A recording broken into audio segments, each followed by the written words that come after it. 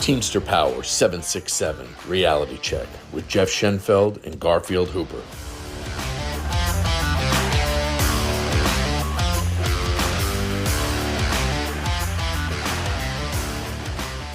What's the good word today, Garfield?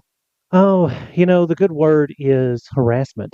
It's not a very good word, though. I don't think there's a good word. It's a bad word. That's a bad word. If there's a good word, it's dealing with harassment the right way, which is a couple of words, right? That's more than one word. All right, yeah. Okay, anyway, so here's what we're going to do. Okay, so no, in all seriousness, dealing with harassment is one of those things where if you don't deal with it right, deal with what the company's bringing, the heat that they're bringing to a member, and you don't help them the right way, it can make it worse. Yeah, absolutely. So, when you're in the office, I mean, it's you got to be prepared. You got to have, your pen and paper or on your phone and something that takes notes. Yeah. So, what situation you want to talk about that you can, helping members in the office, one way to help them? Well, first and foremost, I can tell you that have a steward present. But number one, have a steward present. That's number one. Like we have that issue sometimes. Supervisors or management want to be buddy with you. Oh, hey, look, we got. Or even division managers, right? Or even division managers, the ones that apparently don't have anything better to do. Yes, yes, absolutely, and which again, that's your wine garden rights. Yes, those are your wine garden rights. Those are yours, and you need to be prepared to exercise them. If a center manager or supervisor or division manager or district manager or Carol fucking Tomei herself comes up and wants to talk to you about something, just be like, hold on, I'd like to have my steward present before we continue this conversation. Yeah. As a matter of fact, I had this conversation with my division manager the other day. He said, this will be the third day in a row he's had a conversation with this individual driver. Getting information from him. Yeah. Trying to catch him, you know how they do. Yeah. And, I walked up to him and said, look, if you're going to have these conversations, like, you need to have a steward present. Oh, I'm not going to do that. You're not? You're not going to allow people to have representation at all? It's like, I'm not going to come look for a steward every time I want to talk to somebody. It's like, there's like 9 of us in this building. Like, we're not hard to find. Most of us are here about 30, 40 minutes before start time. You can just grab one of us. It'd be real easy. Yeah. I mean, he goes, and I told him, I quoted the wine garden rights. If this conversation could lead to discipline in any way, you need to have a steward present or termination. Yeah. And he looks at me right in the face and said, every conversation with a member of management could lead to discipline or termination. Fair enough. Where's the steward? I said, good. I'm glad we agree with that. Yeah, look at that. He didn't realize what he was saying. I mean, come on. I mean, my God. And I believe it. They could come up to you and talk to you about the weather. Yeah. And it's so important for you to have your representative there with you. Yeah. When you do these things and when you have these conversations, especially now, like, they're laying people off. They're looking for anything. They're looking for anything to get you out, even if they don't think there's a snowball's chance in hell that the panel will uphold the termination. Yeah. Oh, well, that's one more person we don't have to pay, paycheck or insurance for month, 2 months. Well, yeah, and just going down the road, if something like anything goes to panel, it's what they're doing is they know it's not going to be a winning case, but then they have they'll probably try to get, and we've talked about this, progressive discipline. Yeah. Time served suspension. Yeah. No, you always try to get it down to a warning letter. So there is no progressive discipline.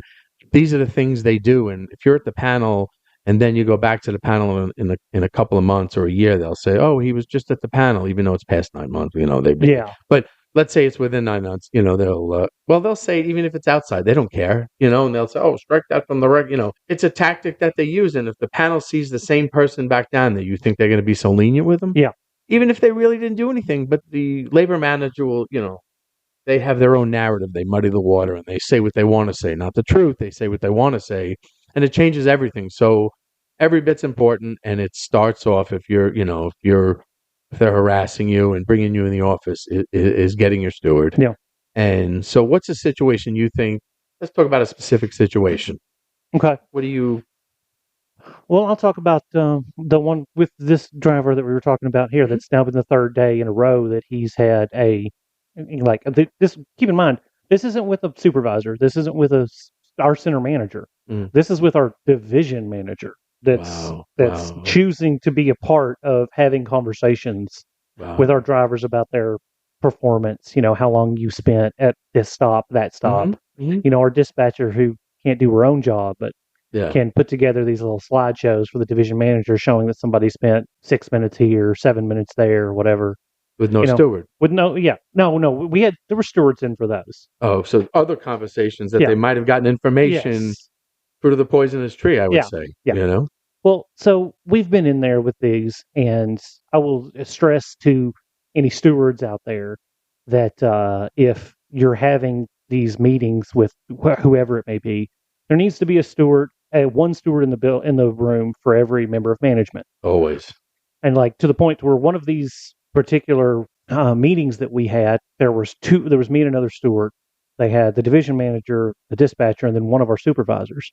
And I immediately called a caucus. I said, I'm going to get another steward. And so I went and got that, and we continued on. But like another thing is like the steward has to take good notes. If you're in that position, like you take notes too. Bring your phone out. One of my other stewards, he had the idea that what he does every time he's in a different meeting, he brings up his phone and he emails himself.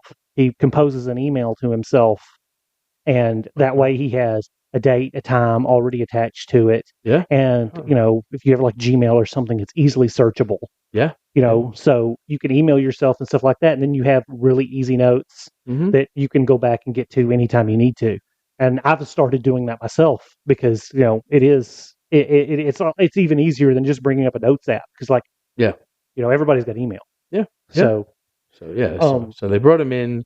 They said they were, looking at different times that he said he was, well, they're thinking in their head, stealing time. Oh, right? yeah, stealing time. Of course, everything's stealing time. I think of the 7 or 8 people we've had terminated in our building, all but one of them, I think, have been stealing time. So they say. Yeah, so they say. And all but 2 of them have been brought back. Okay. At this point, none of them have gone to the panel yet. Just to keep them out, just to keep them, to put them on layoff for a couple of weeks or whatever it is. That's their way of, laying them off by firing them. Yeah. It's unbelievable. Yeah. So did anything happen, with this, so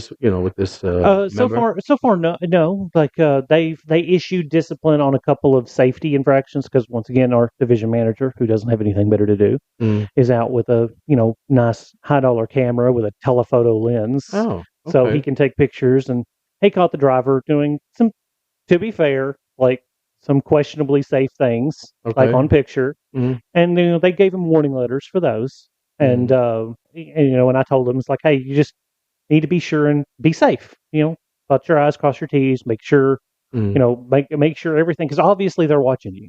Yeah. I said, we left the office, and I said, he's probably going to be out there watching you again today. Yes, absolutely. So just keep that in mind. Yeah. And like, be sure you're doing everything right. Use your 3 points of contact, close your door, don't put packages in the cab, just, make sure you stop at all your stop signs, just dot your I's, across your T's, because obviously they're watching you. Yeah. Yeah. So what's important in the office? So, it's so the steward's there. And again, you mentioned it too. The member has to be a part of this. They can't just, okay, my steward's going to take care of this. They have to listen and pay attention and want to know what's going on. Yes. And so maybe they might have a question at some point where, you can, take a caucus, step outside and, maybe we want to do this and, be a part of it. I mean, there's 2 people, or if it's just, if it's not any more members of management, it's 2 and 2, but you just step outside. Maybe there's a good idea there. Hey, maybe we go this way and whatnot. But so it's taking notes. Everyone should be taking notes. Yes. Just asking your questions. And again, the company's the moving party, so you let them speak. They do their questions, okay.